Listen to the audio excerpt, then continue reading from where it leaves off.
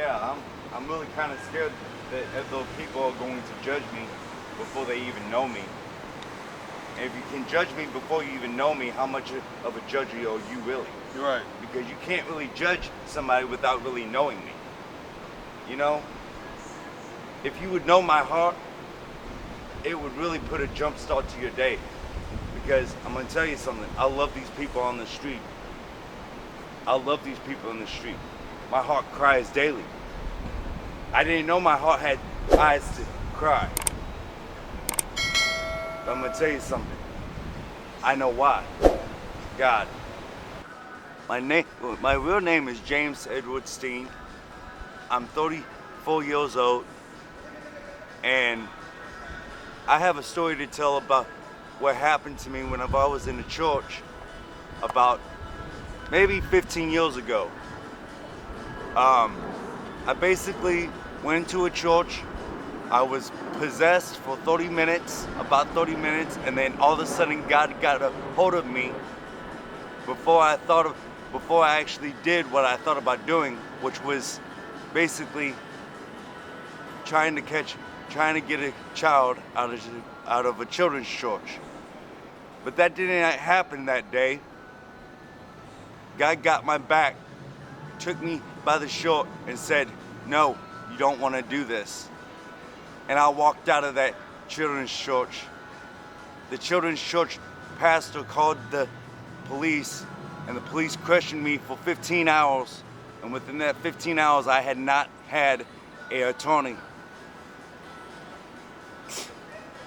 Because of that, I got 9.5 years for something I thought about doing, but did not do anything. I'm very concerned on how this is going to affect myself by saying this, but now I am homeless because I cannot stay anywhere else but my father's house. Okay? I am homeless. I don't know really where to go from here except I need help. I need a lot of help. I'm trying to get a mission going on called Joey Black Giving Back. That's my writer's name, Joey Black. I try to give back to the St. Louis area. I'm trying to get donations. I know what I've said is really hard, and I know what I thought about doing was wrong. But here's the thing, I've been homeless for 8 months, and not one child has been touched. Not one woman has been touched. I haven't even had sex in 8 months. Okay, so let's rewind back a little bit. So the church, you said it's a children's church. Yeah. What exactly, you said you was going to snatch a child out of the church? In my mind, that's what I had thought, but in my spirit realm, I knew it wasn't right, so I walked out. And when I walked out, they called the cops, which caused them to come get me. And I had to do 9.5 years for something I thought about doing. And that's the bad thing about it. How can you put somebody in jail for something they thought about doing? Yes, the only thing they could technically have got me for is trespassing, because I went into somewhere.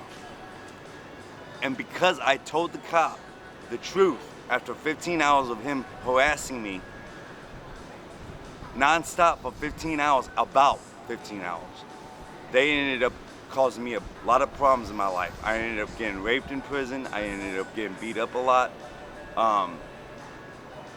But the biggest thing I wanted to get on this camera today for is I need help. I need money. And this isn't just to help me. This is to help the people of the streets. I'm trying to give back, because people always try to say that, oh, well, you try to take a child, you try to take away from life. No, I've always been trying to give back, but nobody will actually hear me out.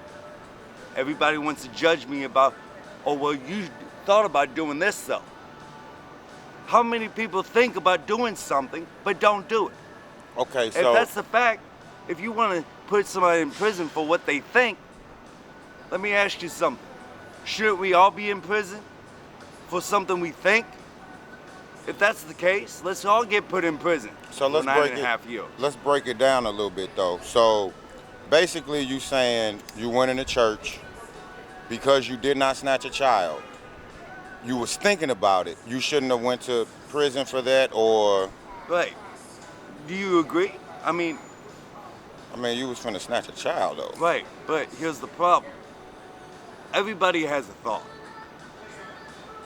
Everybody has the intentions to do wrong. You can't put somebody in jail for something or prison for something they think. If that's the case, we all would be in prison. The black community and the white community together would be in prison if we would be put in jail or prison for 9.5 years. Okay? Plus I say 10 really because I was put in a boarding house that was nasty as hell. I got really sick from it. They did not treat me right. They were giving pills to the boarding house was giving pills to everybody around that was living there that didn't need those pills. They were just giving them out. So was this a spot for? Okay, let me ask this question though first. Has this ever happened before? Like, are you a registered sex offender, or? I'm supposed to be, but I'm trying to fight back my life because it's not about what you think that gets you put in prison.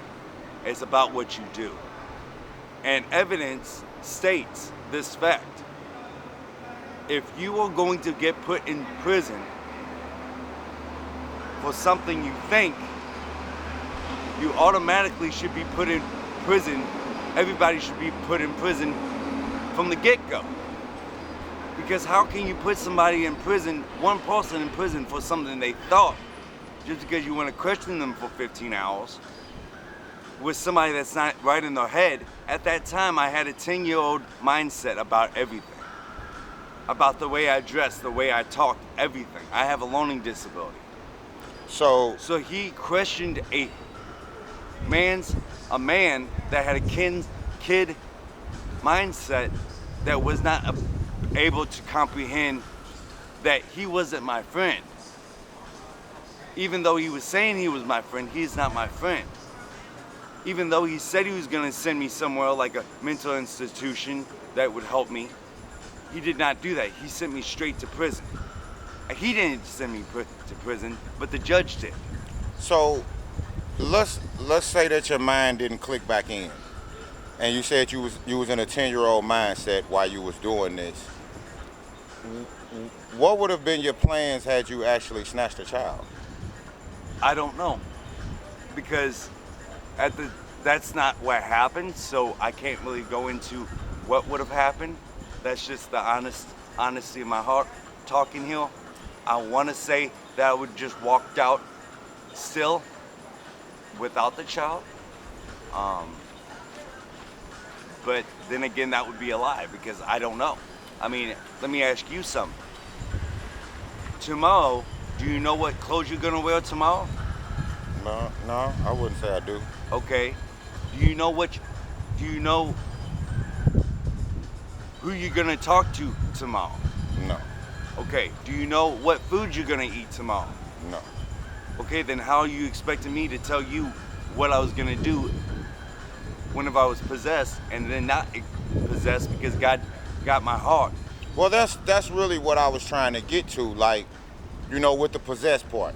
Is it a click in, click out? Like, do you know when you're doing wrong? You're like, that's really what I'm trying to get at. It's kind of weird because it was almost like being in a deep black hole, and my mind and my body was like engulfed. And then all of a sudden, it was like the light in the end of the tunnel is what captured my gaze. And then that's what got me to get out of the black hole, if you will, of being possessed. It was a click, exactly how you said. It was like, come here, I love you, son, You don't need to do this. It's not worth it. You're gonna hurt a lot of people. And even the thought I had hurt a lot of people. But it was just a thought. I've always wondered how a thought can actually hurt somebody. It can. Be careful what you think, because what you think can become actions, and what your actions can become a result of future of very bad victims, very bad vibes. People will kill you because of what you think if you let it out. I mean, it's bad. I'm talking about suicidal attempts on my life, my own life. Thoughts that I've had has destroyed me. But I've become a better man because of it, because I've known that no matter what, just because of what you think doesn't become who you are unless you let it. You can't allow a thought to become who you are unless you let it. If you want, I can say it again because it's so fucking true.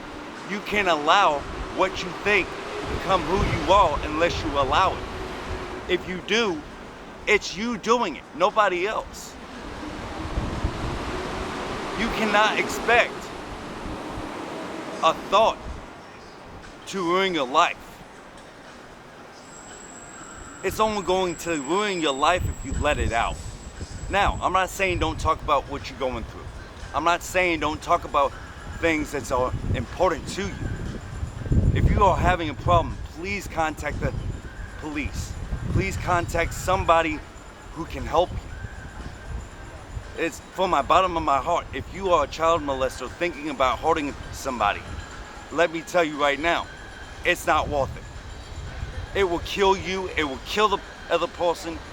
It will, even if you're thinking about just attempting to kidnap somebody, and this is what probably was on my heart, is I had a 10-year-old mindset. Maybe I wanted to have somebody that was the same age of my mindset, just to talk to. Maybe that was it. I don't know. I can't really say. But what I can say is if you are having a problem today with thoughts of suicide, thoughts of hurting somebody, contact the police, 911 or wherever you are at, whatever the number is, call it. I'm talking about if you're in LA, if you're in any other country, call the cops. Call for help. Call a friend. It's not worth it. It's not going to help you. Okay, so you said you need help. You said you need donations. So did you just get out the penitentiary? I got put back in jail for a while because I didn't go register. I'm supposed to be registering, but I'm fighting that too because how can you put somebody on a register for something they thought after being accused and unwrongfully accused for something you didn't do? I didn't do it. I thought it. Again, if you're going to put people in jail or prison for 9.5 years for something they thought, everybody on the street, including yourself, because I'm sure you thought about doing stuff, probably not as that severe, but you probably thought about doing stuff. You probably thought about going in Schnucks when you're hungry and you don't have no money and stealing something out of there. You probably have. Not because you're black, because you're human, right? I mean, how can anybody get put in prison for what they thought? I drill that in to this message because it's so fucking important. Okay, so look directly in the camera, man, and talk to the people who put you in prison unjustly, in your eyes, for what happened.